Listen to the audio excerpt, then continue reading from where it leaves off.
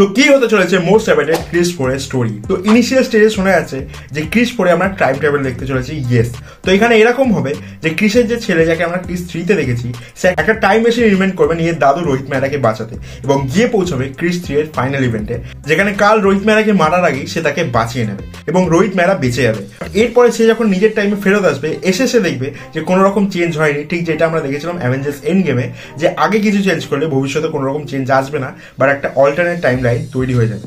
তো এরপরে কি হবে, কিছুদিন পর ওই টাইম লাইন থেকে একজন এই টাইম লাইনে ট্রাভেল করে আসবে এবং তাকে এসে বলবে যে তুমি তো রোহিত মেহরাকে বাঁচিয়ে দিয়েছিলে ওই ইউনিভার্সে, বাট তার ফলস্বরূপ প্রিয়াঙ্কা চোপড়া অর্থাৎ তার মা মারা গেছে এবং সেই কারণে সেখানকার ক্রিস ইভিল হয়ে গেছে এবং সেই জন্যই তারা এসছে এই ইউনিভার্সের মেন ক্রিসের কাছে হেল্প চাইতে, সেই ইভিল ক্রিসকে হারাতে।